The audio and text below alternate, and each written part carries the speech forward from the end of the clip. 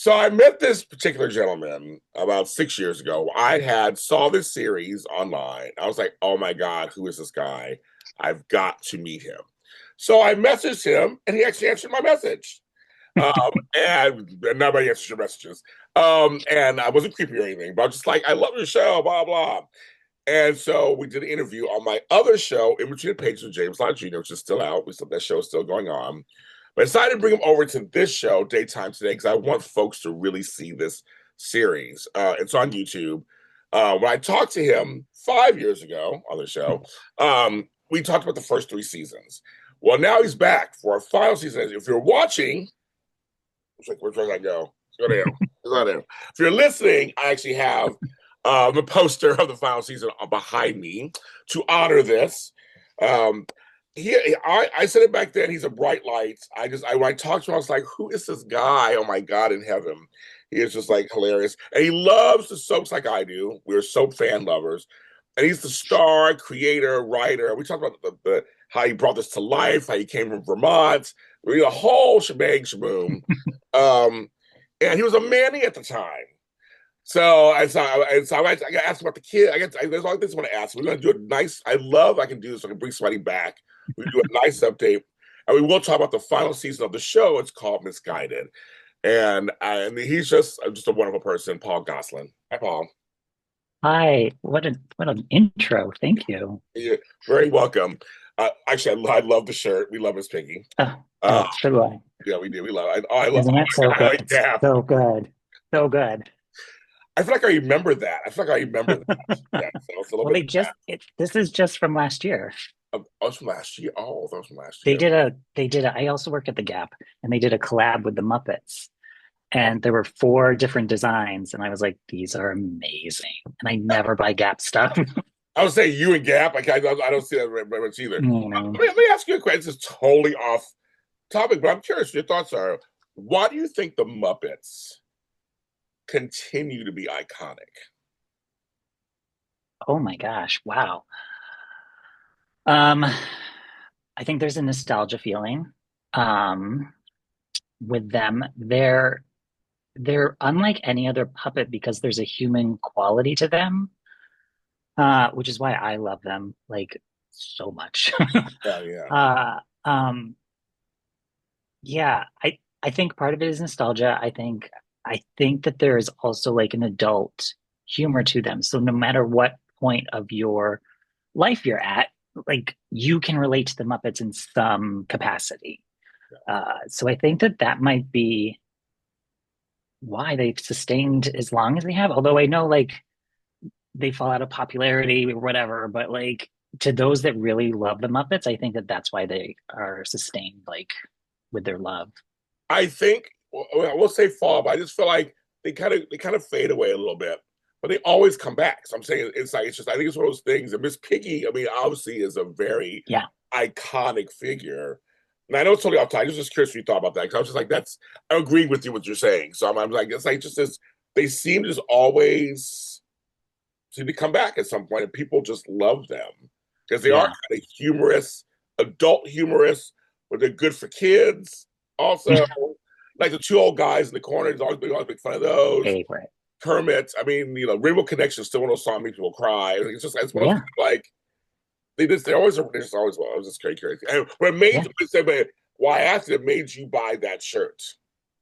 Because there's like one, I get a discount, and two, uh, Let's be real for a second. Yes, that's right. We're gonna yes, retail. We're gonna retail. right.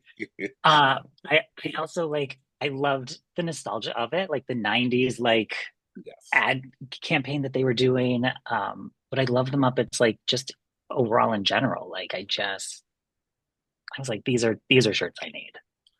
I just have to say, 35 years ago, because I'm 100 years old now, um, I learned how to fold t-shirts and jeans at the Gap. So Well, you know that. Tell me, I can fold a jean wall. I mean, my closet is organized. uh-huh. We had the little trays, we had the little the thing called the T board, and I learned Yeah. all that stuff. Now I don't need a board anymore. I can do it myself. You just little airfold done. Put it away. Exactly. That's what I'm saying. Yeah. The Gap was good for me. I learned some stuff out. Good. Well, I always say this, Paul, too. Again, a little off topic, but I think it's important. We can talk whatever we want. It's my show. I think everyone should at least, at some time in their lives, I don't care for how long, work at retail, Hmm. at food service, or some kind of hospitality. I don't care for how long. It will teach you a lot about life. Yes, yes, it will. So, well, I gotta ask you, Indeed. the kids. So you're not Oh married my. anymore, and how are they? How old are they? They must be like the one they're probably still school age, but probably a little older. How are They, they? they are in school. They're back in school today. I'm still a nanny. It'll be Oh, 10 years. oh It my will be God! 10 years in March, which is Wow. it's crazy. We have been through a lot. We did Pandemic. we Well, did the lockdown. we did the pandemic. We without going into too much, but we Sure, had sure. a medical diagnosis that sort of altered and changed everything with the oldest that I talk about in like blog form sometimes, Okay. and it's been interesting. But he was diagnosed with type 1 diabetes, Oh, okay. Okay. so it definitely like shifted a whole like how do I take care of this child that I've been caring for since he was a baby, and like it's a it sent me back to therapy, um, I'm sure. I'm sure. Yeah. just because it became so life consuming and yeah, it changed. It just definitely changed how I care for them and how like I care for myself.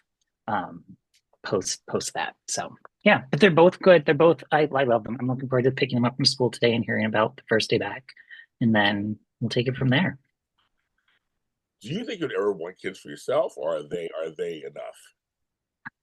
I have gone back and forth. I had this really strong urge. This is like a weird story, but I had this really strong urge, like I love your stories. maybe Tell maybe 6 years ago. I guess it was six. So I was taking care of the two boys, and Jasper's the youngest. So he was still a baby, and he like changed me. Like he was like, I want a baby like this one. Like he is so sweet. He's easy, like everything. And I was going through this medical thing myself, and I was seeing this doctor, and I needed to go see a hematologist. And these urges to have a child were so strong. And this no nonsense doctor was asking me all these random questions and asking me about my vitamins that I was taking and whatnot. And she goes, you know what you could take? You could take a prenatal vitamin.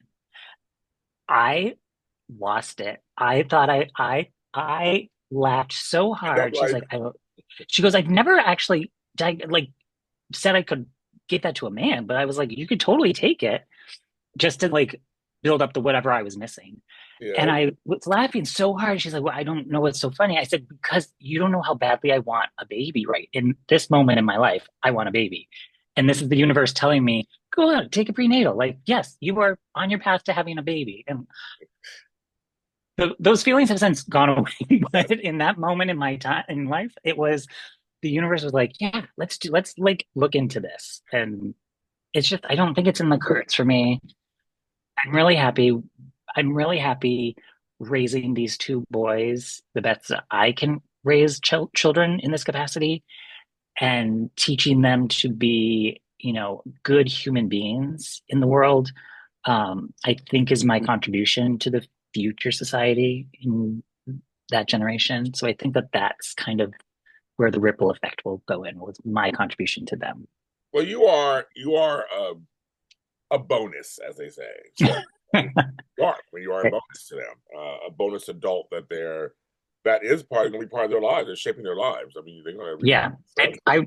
it came to a realization last year that like neither one of them know a life without me.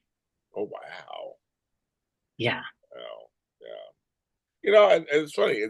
I feel like the universe gave you kids. That's so funny. They gave you because you could yeah, have changed families. They could have said, "We're done. Thanks, thanks so much." You're yeah, still with them. Must mean something. There's something in that. It means yeah, you're good. I mean, also means you're good, but yeah. it must mean something. It gave me my domestic feel when I had Jasper as like the baby and would like rock him and feed him during, afternoons. And I have like the stories on my phone while I'm like feeding him a bottle. And Yes. I was like, this is it. This was the dream that I had. Like, Yeah. my kids, watch my soaps, put them to bed, do the house cleaning. Like I was living that dream. Oh, just said, watch my soaps. That was very important, kids. You hear that? He said, watch Of my soaps. course. So I'm with you. I'm with you on that, of course. I raised two children, so I know. I have my $2. I watch my soaps. And back then, there was no TiVo or DVR. I had to watch them No. back then. So yes, I know that. That's really cute. I'm happy. I'm glad. So glad it's still working out and everything. Yeah, me too. Um, so this series, okay. So you put it to bed for a while, and then something happens during over the last couple of years. We've had a lot of loss in the soap community recently. I thought about Tony Geary because I thought about her and Tony Geary. He just passed recently. But we had a lot of loss, and one of them was Jackie Zeman. Yeah. I do the General Hospital after show, so we completely went into that and her contribution. And so she was a huge part of this show and a part of your life. And if you watch the teaser, folks, you got to start get some tears in there. But I don't want to be sad at the moment. I really want to talk about because that's what talking. She was a body funny woman in real life. Loved her family, great kids, everything. And on General Hospital, I want to ask you: did you watch any of the funeral of it over there? Oh, like yes, yes. I watched her. I watched that. Yes. Yeah, the whole Bobby because I thought about you because Laura Wright played her daughter on that show. Hmm. You're her son on this show. I thought it was it's kind of like a kindred sibling to you, right? I so I met Laura fan events all over, but I went to the ALS fundraising thing that Nancy Lee Grant put together Yes. and got a chance to talk to Laura about it. And I was like, I have this, little web series, and Jackie Zeman played my mom, and they had just done the scenes uh with with the character Bobby, and I was like, I know what those feelings are. Like I know what I was watching you, and we hadn't done any Misguided yet, so I was like Yeah. so separated, but I was like, I understood what you were feeling. Like it, and we both had like this moment of we're tearing up and just like it was Honestly, nice. It was nice to have that moment with her. I'm so glad you did too because like her Van Hansen who plays her son, her gay son, Luke. Hmm. I thought about you also on that one, and I've interviewed both. I've interviewed him, both of them. And I thought about you. I was like, that's kind of funny. It's like in a weird universe, you're all siblings, so to speak. I mean, they all play Yeah. children of this amazing actress on there. Um, I mean, I know she was a big supporter. Obviously, you got. I mean, she's a star. You got a star on you. You got several stars on your show. You got a star on your show of that caliber.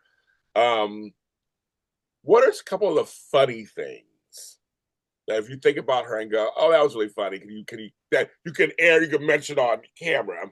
You can mention, I wish I say that. You can mention on camera. You can say anything on the show, but if you can mention on camera that you'd like to share with the world. I yeah. I I mean, I run a very professional set, so it's like in my brain, I am not goofing around, and I'm not like I don't really have time to like have all these fun off camera moments that a lot of other people on the show are having because I'm working on what's happening next. Um, Oh, and let some people know that you is have a lot of hats too. He has a lot of hats. Yeah, yeah. So like it's hard to like have those moments that I wish I could have during a shooting moment, but um we filmed in my apartment a lot. And for the second season, like I had never met Jackie when I cast her. Like I just was like, here, I'm gonna film 2 days. I would love you this day here and this day at my apartment. And in my brain, I'm like, I'm having Jackie Zeman come to my apartment Yes. here. And I was like, okay, what do I have to Jackie Zeman proof? Like what do I Yes. and I'm not like I'm a very like open person. Like the decor in my apartment is very like adult. But I was like, oh, I can't have Jackie Zeman see this part. I was like, put a little post-it note over here and a little index card over here, tape that up. And I love and it. she was like, "Did you do this for me?" I was like, "Well, it's I just did it so that Out of nobody would respect. Out see. of Like, respect. yeah, like no one's asking to see this stuff." And she's like, "You're so silly, Paul." but it was she just was a delight to have on set. There was never like no, I mean no one. I don't think I've ever had anyone that I've worked with on this series that's been a diva-ish. Um, and that no one's had like an attitude like I'm better than this production. Everyone that has come on has just been so authentic and supportive of the process that the stuff that we're working on. And she was no different. Like she was game for everything. So I loved having her on set. And during the lunch breaks, we would hear stories about like what it was like to work on General Hospital. And you know, I soaked up I was like, I'm please sure tell me you more. did. But then I'm also watching the clock. I was like, hey, how much time do we have left in Yes, this? And it's like, yes, we gotta move. yes. Um, but she was a delight. And I know I listened to like anytime she would talk about the series, obviously I was listening, but like she took it as such an honor to play my mom. And I don't think I realized it either, like when I cast her as that, like what an honor it would be to play my mom, because I don't have the best relationship with her. Um, and she took it and like put it in her heart. And I think because she did that, like that's where I felt a kinship and a love for my mom through Jackie. Can I ask? And she became this maternal figure because she understood what it felt like to be a mom and like put in all of that love for me.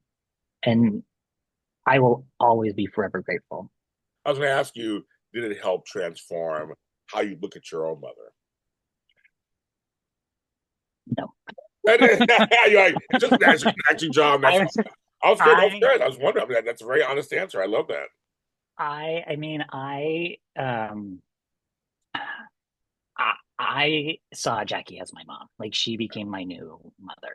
Um, and whether she knew it or not, like she transformed how I felt about mothers, um, through her. And like not necessarily her on-screen stuff, because that's all soapy and whatever, but because of how she felt off screen as well. Like Um, she was amazing.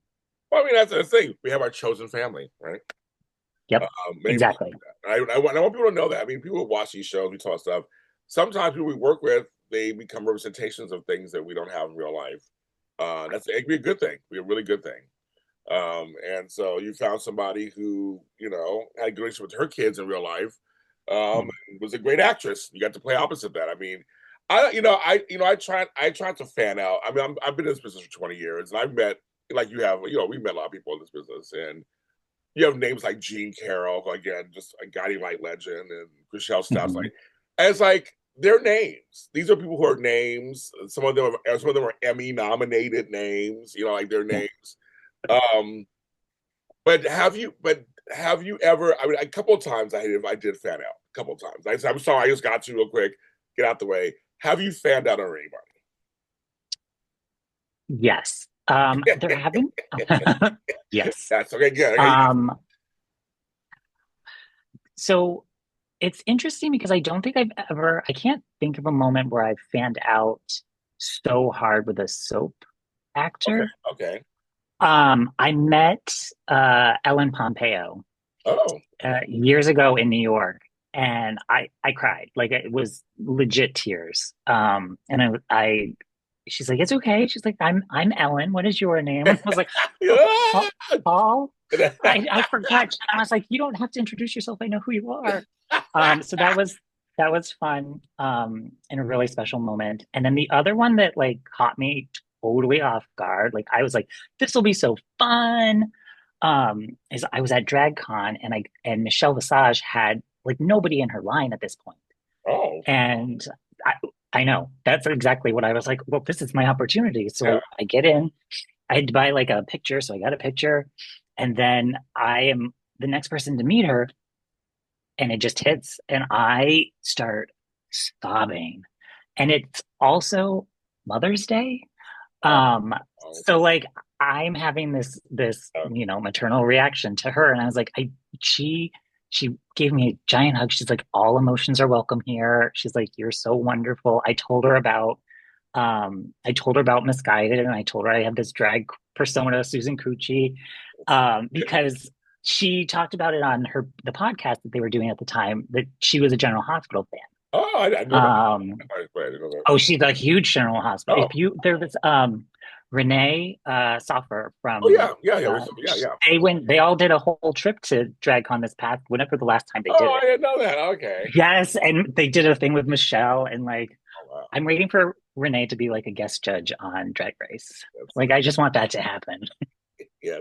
Anyway, anyway, but those were the two like big ones that stand out in my mind that like I really like fanned out because like I've met Kim Yeah. Zimmer. Like I Yeah. think the first time that I met her, I probably did have that like, oh my God. But she's also like so cool and so down to earth that like it wasn't necessary. It was like I just always had known her. Yeah. Like it just was she's amazing and She's like a legend. She's a yeah, legend. I mean, I know yes, Derek. I tell them I never want to diminish their daytime is hard, folks. You guys don't understand what the hard work these people put into this. And for someone like her who's won like 4 Emmys and for years played a couple of these iconic characters, Echo de Savoy on Like to Live, and mhm. I mean she's just she's a legend. I'm like, I will give my daytime divas their props. Saying I don't care. I was like, you are a legend. I know you're a regular person. I met Laura Lee Yeah. Bell not too recently. And I said, Okay, girl, I said you're a legend. She's like me, and it's just so fun. And we had the best talk for like 20 minutes, and she was like the yeah, nicest person on. Like, but I don't nice, care. I'm gonna tell them. I mean, I'm sorry. I grew up with you. I'm gonna tell you you're a legend, and that's yeah, it. So I get, but I get you. But I get you saying they disarm you because they are just like they're actors like everybody else. They're all trying to yeah, we are. They're all trying to get work yeah, like yeah, we are. Yeah, they're gig workers like us. That's yes. that's kind of thing, right? But I will share. I never shared this actually. And I will share this because Paul shared his.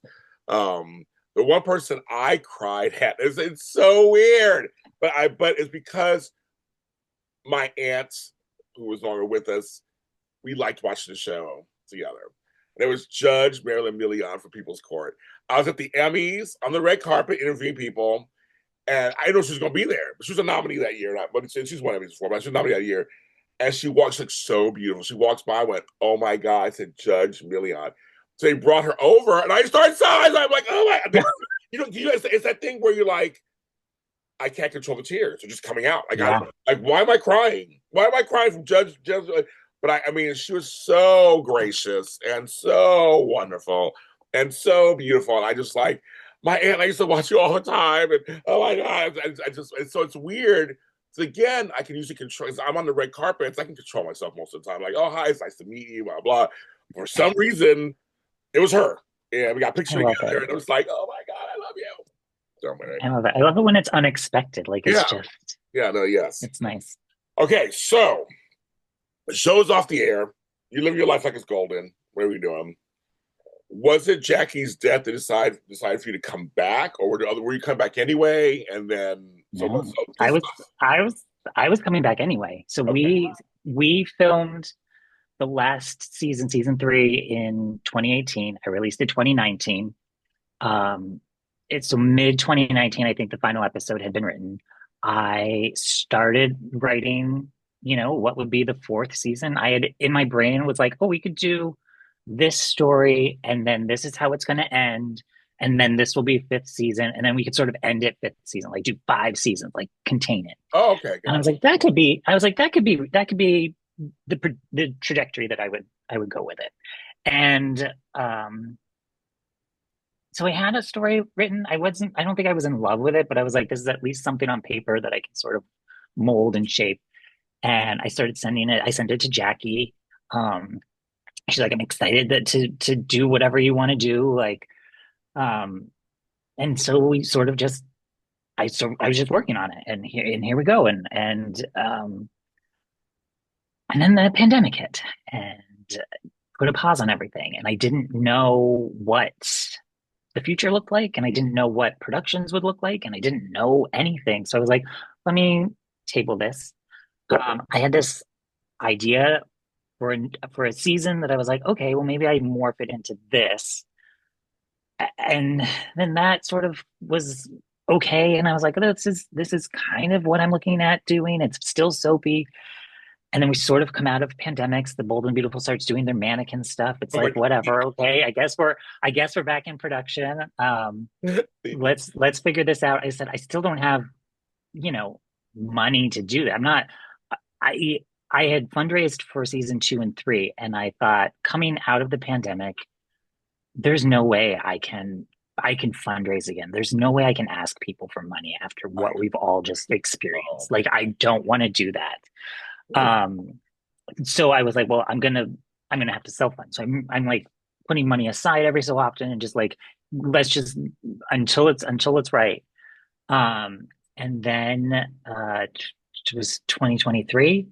Um, Jackie passed, and I think I had two versions of his fourth season, like in my brain and on paper,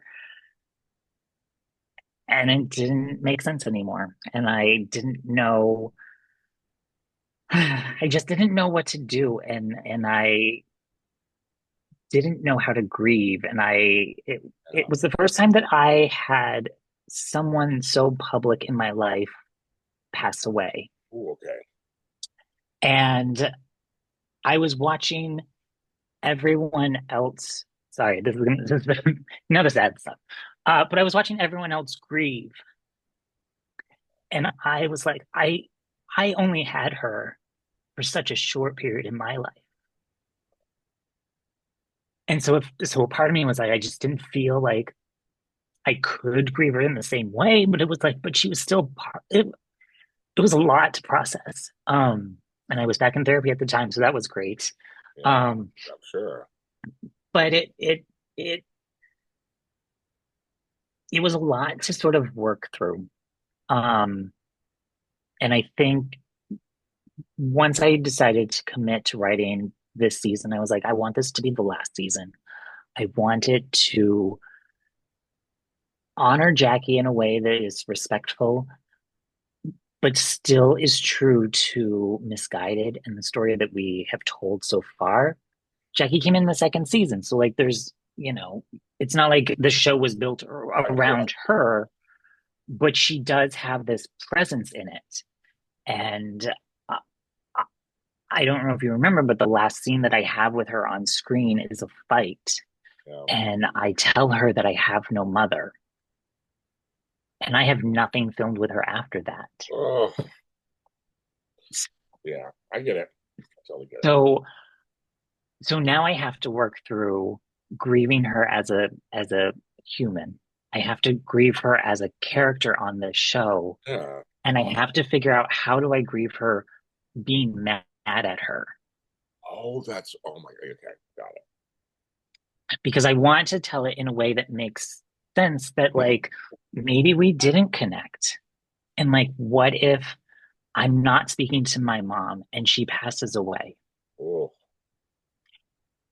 And to work through that personally in a situation that I'm currently in real life right. Oh my is is powerful beyond words. Like the journey that I have been on writing this and filming this and now watching it like constantly daily in the God. edits, I'm Right. like, this is this is a lot. And my heart, I am so glad I was in therapy during that time because I was like, I know how I have the tools to like comfort myself and to be okay. And yeah, it's been a process. So I decided this would be the last season. I want to tell it in like the best possible way that is um, authentic and true and not all sad. Like it's not. There's so many things that happen that aren't sad. Right.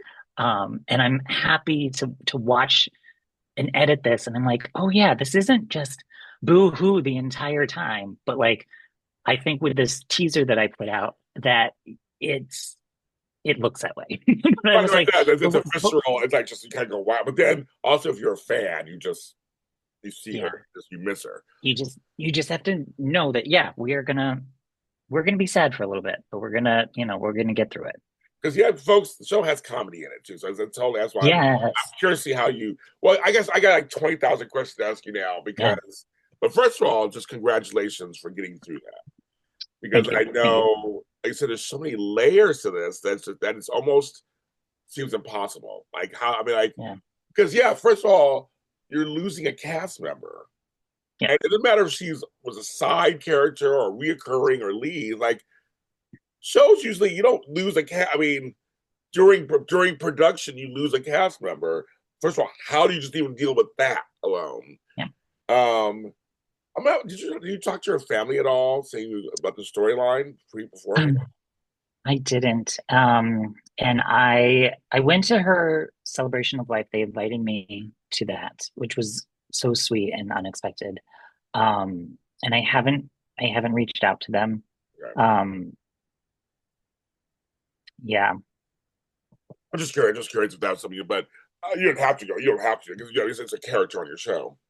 I was just curious if you did. But the next thing would be for you because you are the writer, Mhm. you are the star, you are the producer. Like I said, I want folks to know that you wear a lot of hats on this show. You're the creator. It's not like Paul is just writing and giving to somebody else. He's actually acting the scenes out also. So how did you navigate? Obviously, with a therapist, but also how did you navigate first writing it, then having to act it? Because that's two different sides of your brain. Mhm. You know, you're a writer when you're writing it. That's one thing, but you're also an actor. I'm sure you go into your space. You're an actor when you're doing that. Yeah, it's something that I've learned that this is how I write scripts, is that I will have to say these lines out loud. Oh, And if they don't hit emotionally and if they don't sound like something I would say, like it just I have to write it again. good.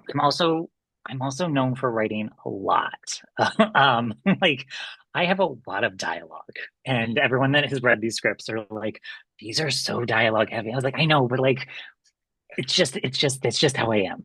Yeah, I call them my Shonda Rhimes monologues, and um, I love but that. but it but so writing it, I would have these emotional reactions to things that I was writing, and it was if it felt true and it felt authentic, then I was like, yeah, this is the direction that it needs to go in. This is how the story's going to play out.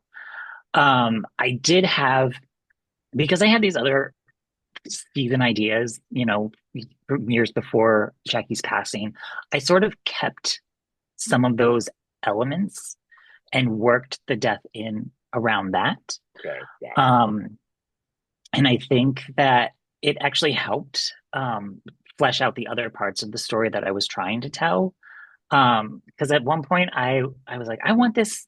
This was back in like 2019 or something, and I was like, I just wanted to like be one of those cool dramas that like teaches you about something and has something meaningful to say. And I was like, well, that's kind of not what we are, but whatever. But now I'm having this thing where I can talk about grief and like show a different side that we don't necessarily see a lot of. Because it's always grief is different for everybody, and it's something that I don't think a lot of people talk about enough, or in like the way that we're kind of doing it. And it's a journey that my character takes that is not. I mean, it's very soap opera. Like it has a very soap opera twist, and it's wonderful. Good. But it's also real. Like it's also like something that's you know lived. Well, the thing is, I mean, God, I guess like you said, you're going through it over and over again. Because then, Yeah. folks, the real work's in the editing. I mean, that's where that is, right? To create, to carve out this, you know, what we see on screen. So Yeah. that can be a very tedious process, as we know, but very necessary. So I'm sure, yeah, you're living it over and over again. It's kind of on some level. That's very interesting. I'm excited to see it and see what's going on. Yeah. Um, First, I kind of want to do this because for folks who may not have heard the series, didn't watch our show from 5 years ago, things like it's a Mhm. whole different world now. It's been a whole different world. Can you explain what Misguided is to people? Kind of in a Yeah. yeah, I'm people know, people know. Let's see. So I loved Guiding Light. Like it was my soap opera. I wanted to be an actor, and then specifically an actor on Guiding Light. So Guiding Light gets canceled, and the a number one top dream that I had is now gone. And there's no plan B. So I love that. living in New York because that's where Guiding Light Right, filmed. I was right. like, well, I don't have to live here anymore, and so I moved to Los Angeles, and it's sort of loosely, very loosely based off of that like process. Like, and it's at its core. Well, it started this way, and then it turned into whatever it is now. But it was about an actor that wants to be a soap star, Yeah, essentially. yeah, yeah. And then season one was all about, who are the people that he would meet. And it's a casting director. It's his best friend who's a soap ingenue. It's soap actresses that are currently on shows that he was friends with, but now they're like big to-dos. And then a soap diva named Susan Cucci. Like, I mean, I love that so much. But I have to mention because she's behind me in the picture. Speaking of guiding lights and other mhm. shows, Stephanie Gachan, and she's your friend in real life. I mean, she's one of your Yeah. best friends in real life. And did she live in the same building as you? So like, I'm trying to remember that or something. Or I lived with her if when you I lived with first it, got to that's what it was LA. a little bit. Yeah, that's what I remember. Some that, but you guys, and she's on the show, and she's great on the show. But she's Yeah. your friend in real life, and she's actually from that world. Yeah. Yeah. It's been I think it's been 2 decades of friendship. Wow. Yeah, because I met her shortly after I moved to New York. We met, I think our first encounter, we hit it off, but like we weren't friends. And then, it was the St. Jude's event that happened, like Guiding Light Fan Club weekend. Yes, yes, And then the following year at the same event, I mean, I think our friendship just like solidified. And, I just after like, how does this happen? How can I become a soap star? And from there, we just bonded. yeah. How was she for you during this final season? This was amazing. I feel like I kept telling her, like, I was like, I know I got through this season because of you. Like it was hard and challenging. Yeah, And then this, whatever scene this is behind, I'm not gonna yeah, give anything away, but the scene that's yeah. yeah.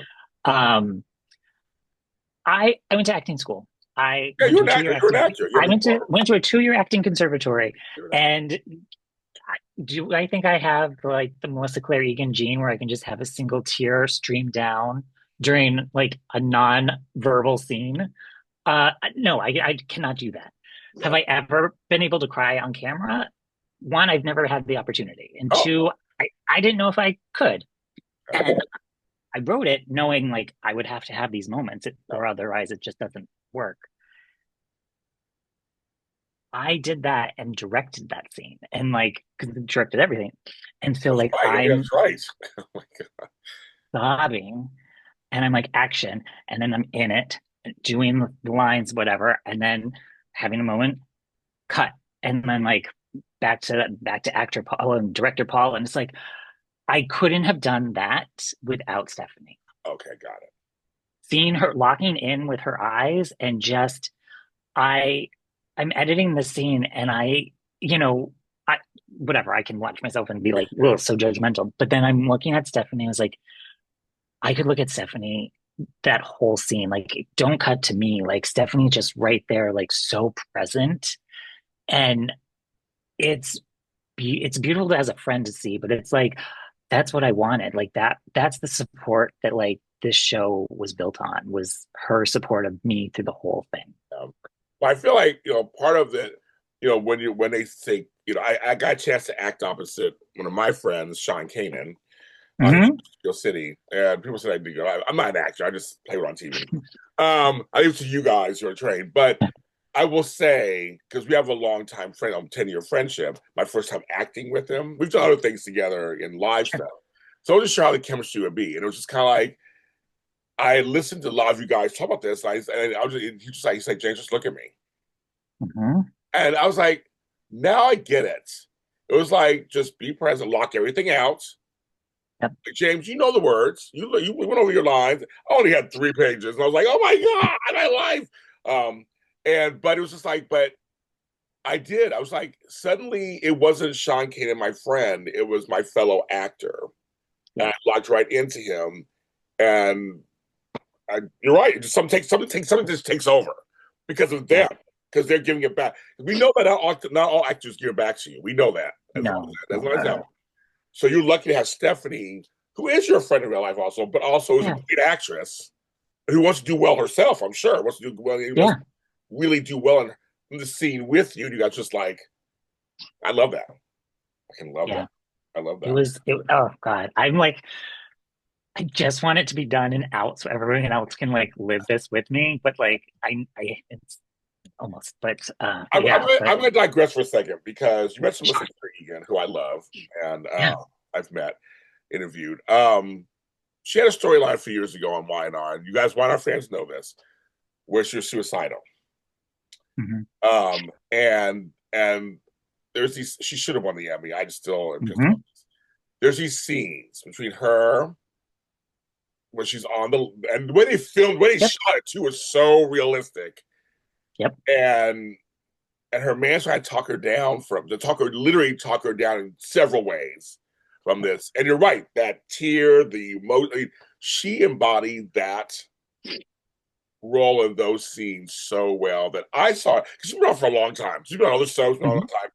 That made me go, okay, this girl's a player Yeah. in this business. And we all kind of were like, she's gonna win the Emmy. Like she's totally gonna win. Like those scenes are the way they were shot, the way they were written. Yeah. Her and Mike Grossman, all of it. I mean, everybody just it's just and Jason Thompson. I mean, it was such good Yeah. stuff. And she didn't win. But anyway, but I still told her she was great, of course. But I'm Yeah. just saying, we mentioned her. I'm just saying she did some amazing work. Speaking of that this week. Yeah. I messaged her after those scenes aired and I said, this will be one of those scenes that I will remember forever. Me too. And the moment that she leans in and whispers, "Tell Connor I slipped," it breaks my heart. I know. Like, I know. what? Like, whoever wrote that line, like, I know. It gets me now. It's getting me now. I know. yeah, like, I oh know. my God. Ugh, And then yeah, later, her stuff with Connor. That little actor, Jude McKay, is good too. That's yes, where he's just breaking their heart because his OCD. I'm just, hey, it's a little yeah, side. You yeah, mentioned no, her. I want to give her flowers out there yeah. just because we. The moment it's funny because that's not even the moment that I was picturing when I said the single tear because I have it as a gift. Is when she was in, I don't know if she was in a coma. She was in like she was paralyzed or something. And she couldn't speak. Yeah. And it was when like Jordi Villasuso was on the show and Oh yeah, my like buddy. Yeah, yeah. he was she had poisoned him or something, but she was like in a chair and like taught it was like a voiceover. And then she just had this one tear stream down. And I was like, you didn't do anything. You just cried. Teach me. She's all, I did something. I cried. No, I know. that's pretty funny. You haven't I seen know. Gift? That's pretty funny. Well, that's a good one. I mean, well, yeah. Well, then we talked about that. There were some great scenes when she Yeah. was in the mental hospital and Yes. Ray. And I actually Right. interviewed him. And he talked about it, about her and how great she was when I read, because I'm a friend of Yeah. his. So I was just kind of like, yeah, like Yeah. I said, but for me, it was the initial suicide scenes. That I Yeah. was like, this chick is working it. She's no, they gave her to the right person. She's no dummy. It's like she's up there. Yeah. She's acting her ass off. Yeah. That show's known for having great actors. I mean, that's not a surprise, obviously, but Yeah. she is one of them, and she's been nominated several times since then for Emmys. And I'm I like, know. it's deserved and very very much deserved. I just little side note, guys. I thought it's kind of funny. Patreon fans, I was like, we know them. So is everybody coming back? We got Gene Carroll. I saw So the yes. Jean Carroll is back. Thank God. Yes. Jean, I love because I cast Jean like season two, same as with Jackie, and did not have this trajectory that she's on now, like with this character. But to turn her into this evil, like heartbroken mother, Yes. she is wonderful. And Stephanie's back. I cast three new actors. This not new, but like they've Yeah. been around. But the one that Soap fans will probably know most is Taya Anderson, who's Frank Tacopoulos' wife. Yes. Um, And so she's lovely. And I didn't know she was from Vermont, which I thought was a really Oh, cool like coincidence. yeah. No. Yeah. So we had I messaged her on Facebook and or Instagram. I messaged her probably everywhere. And I was like, would you be interested in this? And she called me and was like, hey, yes, like let's talk. So we talked about her character, which is fun and different. And yeah, so I have her coming back. Um, There's a guy, I feel one of the flashes. I feel like I know him. there's a couple. There's so two actors. Casey is a redhead. There's a redhead. Yeah, he looks familiar. Um, That's what looks familiar. he does a lot of show. Well, he's done a few TV shows. He did an episode of Grey's Anatomy. I think he was a regular Okay. on Modern Family for a little bit, That's like right. an office worker. Okay. He does a lot of A Noise Within at the theater. Oh yeah, A Noise Within in yeah, Pasadena, yeah. I think it's Pasadena Glendale. or somewhere over there. Over there, yeah, It's over there. yeah. And he just One Man, Two Governors, I think was the show that he was Oh, filming. He was filming that, or filming. He was doing that show while doing Misguided, and we had a whole conversation about his beard, which I was like, I don't grow facial hair. I don't have thoughts on beards. But he couldn't have a beard. He didn't have a beard in the show that he was doing, so he didn't want to like have to go back and oh, forth. Like, so I was like, let's just not do a beard and call it a day. But he looks so nice with this scrub. Anyway, and then Daniel Montgomery, who's also been around a lot. I saw him in a play recently at the LGBT Center. oh, But I think some of his credits are like he was on Barry. I saw him do. Speaking of Muppets, he was in that Muppet show that was on Disney Plus. oh They did yeah. like a game show segment. He was a contestant on that. Okay. He has a movie. He has a movie that he wrote called Jessica Cabin, or Jessica's Cabin, Jessica Cabin. He does a lot of like I call it the spooky stuff, but he's in like the horror genre Okay. Got it. stuff. So bringing him into my soap world was kind of fun. Yeah. Um, yeah, so I was like, it was fun to work with people that I haven't worked with, but I'm always like, I'd love to work with these people that weren't just like soap stars that I admired, but like people like, oh yeah, we're like contemporaries within this acting world. Like let's make something really cool together. So that was fun. Yeah, and then I think that's everyone that's not a surprise. Oh, no, It's, like, no, I you did right. I did right. We go through anyway. I want to see it. But I just want to get my Gene Carroll flowers real quick. I'm still yeah, pissed that AD got killed. Don't get me started. Oh, guy, like, give me started like that. She was such a just a because I got a chance to actually interview since I talked to you. I got a chance to interview my girl who played Bridget, who I fawned over her and I've kind of fawned over her on the show a little when I did my show with her. I was like, it's just like me, like Nick, I love you. I love your acting, I loved your whole role, her stuff with Gene yeah, Carroll, her stuff like it's like when she was in the attic. I guess it was like legendary stuff. Like, oh yes, no, you did such great work. I got a chance to interview her during the pandemic. So I was like, I have an affinity for my mother's from New York, and I used to go to New York all the time. So I have an affinity yeah, for when all my children was in New York and like to live was they were on West 66. I remember going outside and yeah, standing up there. And then, and of course, Skyline and As World Turns. It's like that's kind of where I'm like, I mean, no offense to the West Coast soaps. And I love you guys. I'm just saying yeah. there was a gravitas that was a little different, a Yes, feel, the way they shot them, the writing, yes, Douglas Marland, get me started. The writing, it was just the direction. A lot of them were theater. A lot of them were doing theater at night yeah, yeah. while they're doing soaps during the day. Like it was like it's just there's a it's a different right. It's just a different feel. I say something and I feel like it's not like I don't know how to say it without sounding like I don't think. horrible. Yeah. But like LA shows are so pretty Yes. and like they're pretty people acting and actors, wonderful actors, but they have like an aesthetic to them. Whereas New York, beautiful actors, but also very strong actors that like maybe aren't model looking. Classic. They don't, Classic. yeah, like I feel like they have that. There's like there's a grit to them in New York. Like I just loved that. And I think that that's kind of why I loved Guiding Light because I was like, I see myself in that world. Yeah. Like it's hard for me to be like, I see myself on Bold and the Beautiful. Like, what? This guy? No. Pretty, they're all too pretty. This where would I fit in on that show? You can Like, try to show you and Lauren St. Victor. You know, we'll turn them to yeah. the show. That's it. I love my Lawrence. These are folks. Wait, what's that? It's Charlie. Charlie's the like the security guard. I'd be like his Yes, son. Charlie. Like, Oh, the bumbling security guy. yeah, Yeah, yeah. You be a front desk person. I don't know, like that. No, I mean, but no, I know what you're saying because we're not saying like Grant Alexander is good looking, and so was Victoria yes, Starlight. Like, yes, we're not saying they're not good, but you're right. There wasn't. It felt like, and now we can actually say this because this is true. LA is about looks most of the time. yeah, And a yeah, lot of folks 100%. they get through, and luckily we've had people who are good looking and can act. Hmm. Doesn't always work.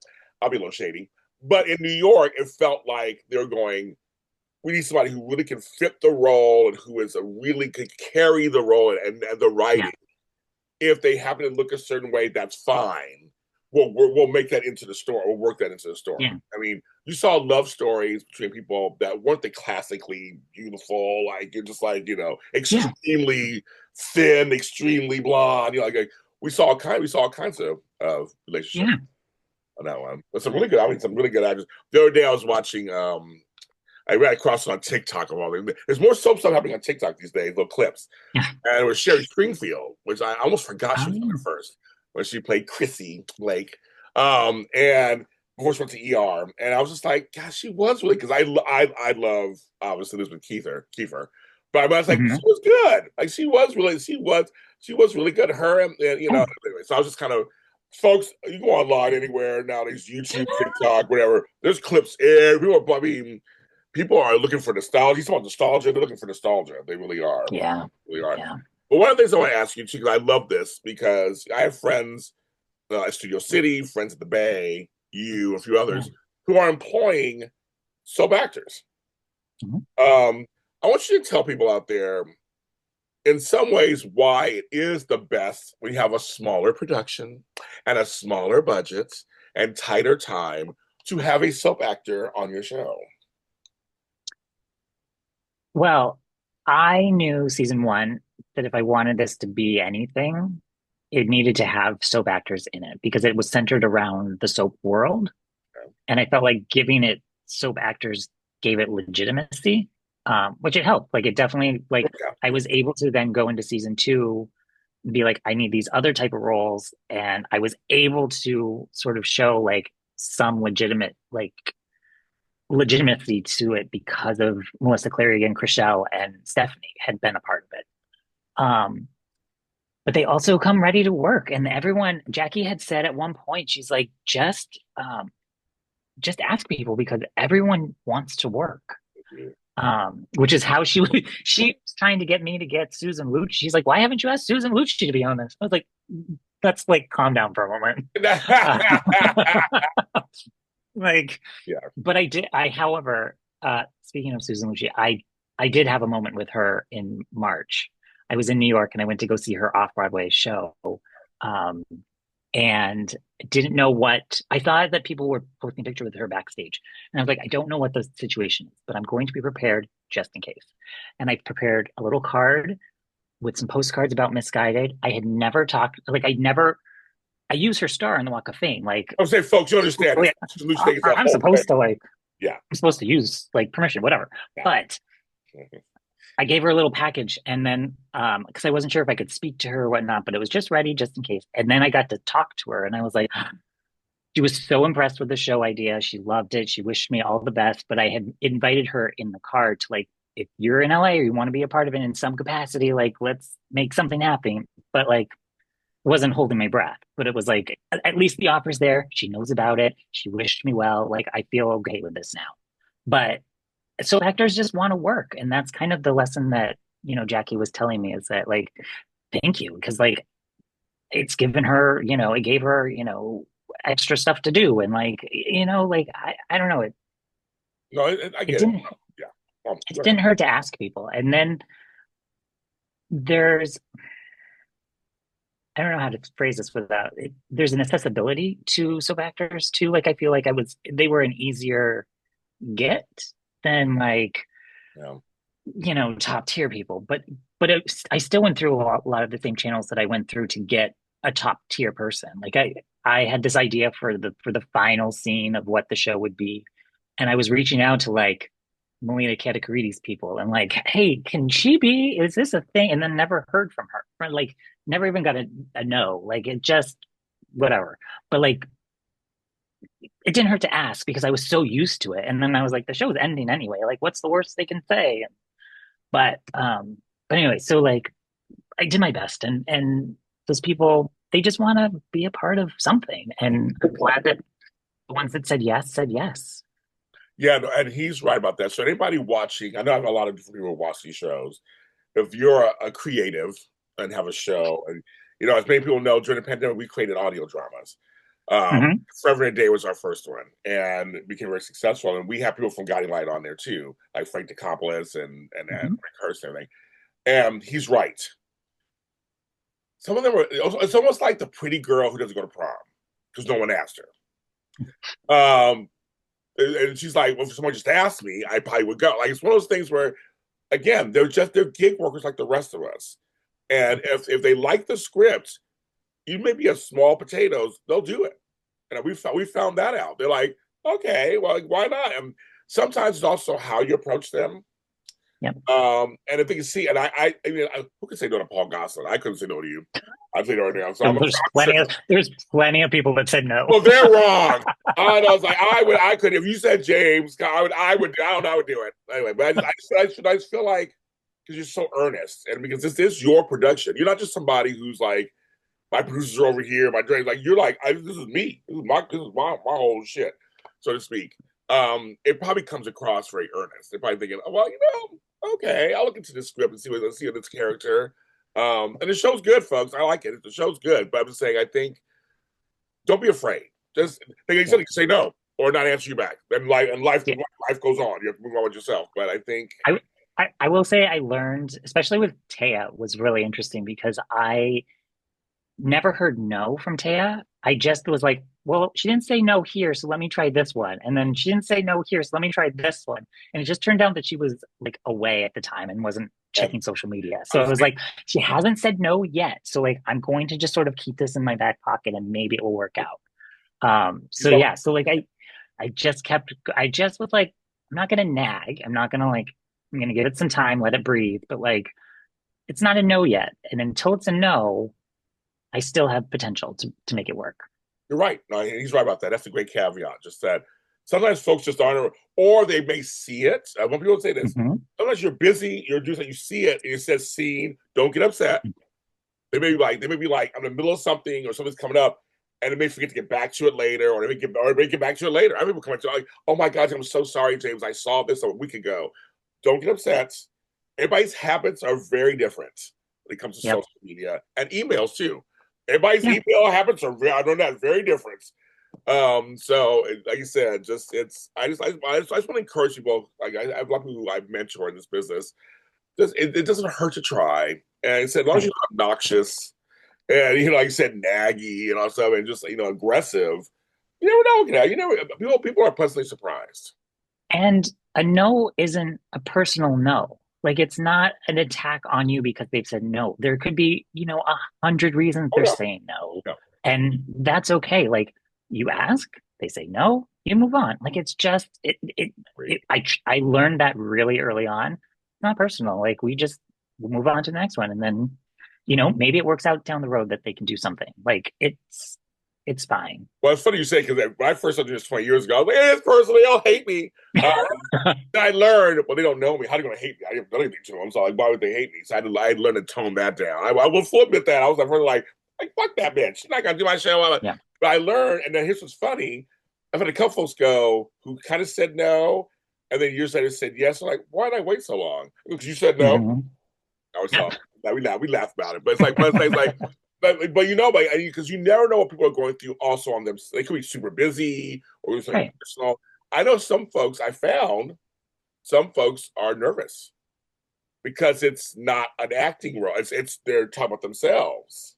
Yeah. Or they can be nervous because they can. I don't know if I can handle that role. Maybe I can't. Like, you just never know what Right. people are Right. thinking. So that's a great thing to bring up.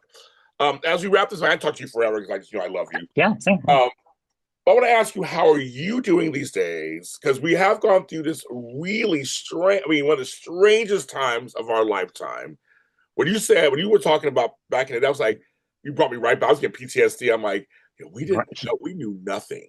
We knew what we when Yeah. everything shut down. When you were in LA like I was, everything shut down, folks. The shit shut Yeah. down, and I may laugh at one people using mannequins and the spouses of their actors Hmm. and fake wigs, but they came back. They're the first show to come back, folks, of all of television. They Yeah. figured this shit out, and they came back. So Yep. I will give them points for that, my friends over there.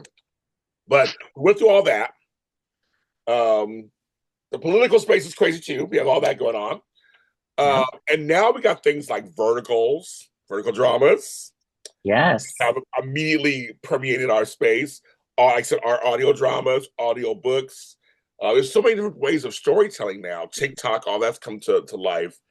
For you as a creative, as a gig worker, how's it for you these days? How are you handling all this stuff? I'm so happy to have Misguided at the moment to just sort of focus everything on. But I just did a little blog entry about this, sort of taking a personal inventory of what are the creative projects that I have like working on and the spaces that I have started to now like, okay, do I have to start something immediately once Misguided ends? Like what is the time? Like, where's my timeline? Like, what does this look like? Because there's a lot of stuff that I'm working on that's not necessarily Okay, public. okay. So like I wrote a book that I'm sort of like doing a book proposal for and sort of figuring out that space, which I don't know that Yeah, space. yeah. Like, but similar to Misguided, like I didn't know how to do this and I figured it out. And so I'm sort of doing that same mentality with this book.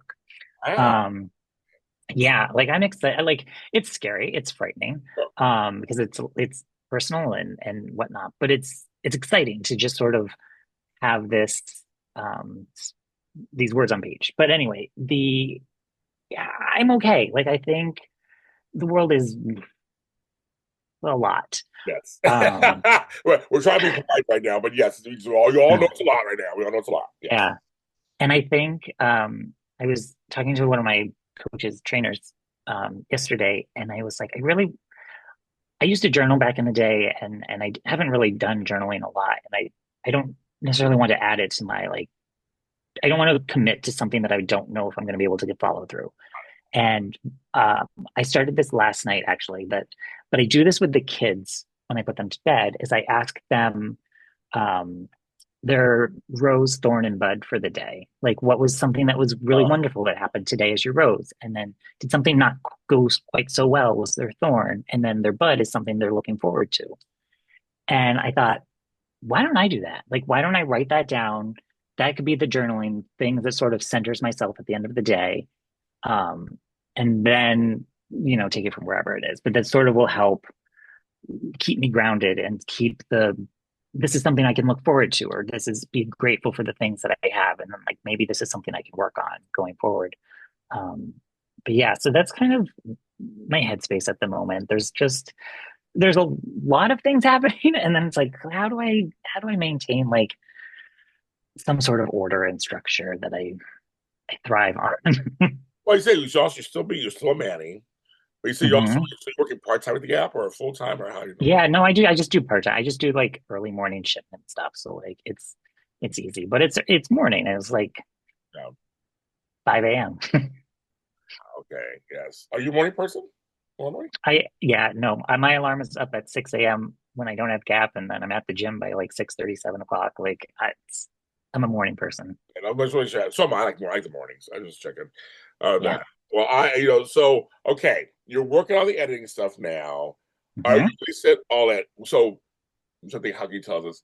So do you know how many episodes this final season? Yeah. So there are going to be 6 episodes. So at the end of the day, which is kind of why I was like, this could be the nice ending, is that there'll be 22 episodes altogether, like from episode Oh, one to episode, yeah, 22, which is a number that's close to my heart. It's so I was like, that kind of like works out nicely. oh, Like just for some reason I just kept going in numerical order, and it wasn't like season two, episode one. It was just episode five and I'm six and I love that. whatever.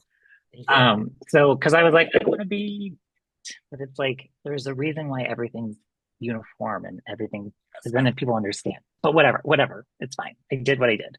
Um, so, but I'll have 22 episodes, which is like a full season of a Yeah, show it from the totally is. That's 90s. just you said 22. Like, okay, I love it. And do we have a estimated time it's coming out? Yeah, I know it's got a lot of work to do, and I know it's got a lot of work to do. I think it's So summer, fall. I yes, Okay. Yeah, look, let us I all wish I let us knew. all Like I wanted to feel um ready. Like it's not close to being done, but like I have all the pieces. They're all like done for each episode. Like this weekend I was working on end credits, and like I'll do something that I've never done before is put like the coming up in the next episode in the end credits. And like so like I sort of am piecing things together. Like everything's coming together really nicely, and it's been good. Like I haven't had a hiccup yet. Knock on wood. So I'd love it to be at some point in the summer, maybe. But Stephanie and I were talking about doing a screening and having it be like a Guiding Light reunion, which I've now just put out into the universe, which I didn't. I love It it. just that just came out, um, but yeah. So like, and then it's sort of figuring out like, okay, well, when can I time that with what I want? Because it's so there's a lot of logistics, and like I want it to be out, but I want to make sure that it's out correctly. Great. Yeah, I understand that. Yeah, but it'll be out this year. Like that is the goal. Like It'll be out this year, folks. But this gives people yes, a chance to watch the first three seasons. That's the whole point. exactly. If you didn't know about the show, go ahead and run. Don't walk. Well, run to your phone, run to your computer, tablet, whatever. Pick it up. And I want you to tell people because I want to know this too. Where can they find your blog? Oh, so I started my blog on my website over the summer. Just paulgosselin.net/blog. But you can just if you do paulgosselin.net, you can find it. But then I'm in this writing group, and I sort of was inspired to sort of switch over to Substack. Oh, your Substack, yes. And so I'm on Substack. I think it's just if you search Cosmopolitan, I think you can find it. Um, but I have this uh, the blog itself is titled "No Reciprocation Necessary," which is a phrase that like has lived with me since I was a teenager, That's for it. lots of reasons. Yeah, Uh, I'm a journey on that. I'm like, okay, got it. Yes.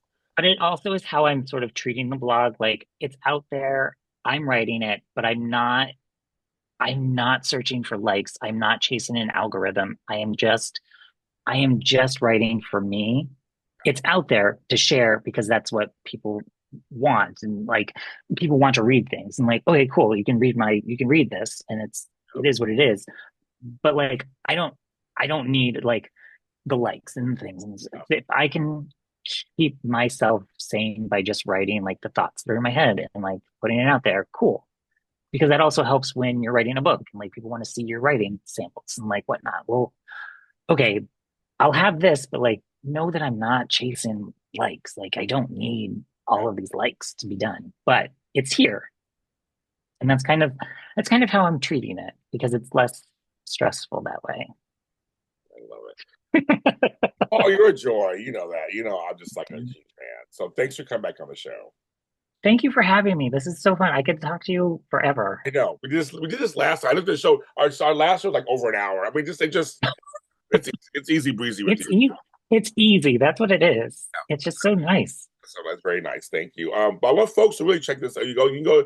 So you have a YouTube channel. Is it Paul Gosselin or is it Misguided? I can't remember which. It's actually so pretty much everything on social media is under Cosmopolitan. That's Um, right. That's right. yeah, so like you can I think if you did youtube.com/cosmopolitan, like everything pops up.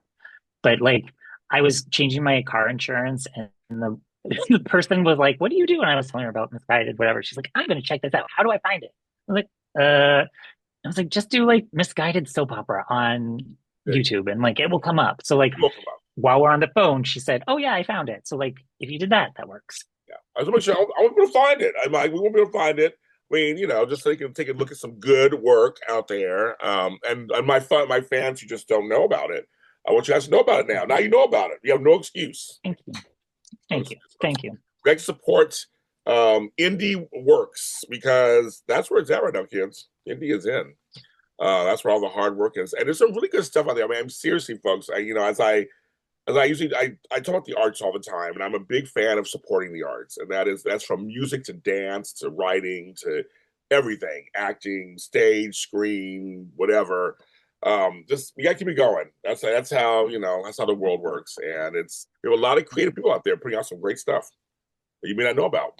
We're fed what to like. Let's go outside and what we're fed what to like. I'm saying Yeah.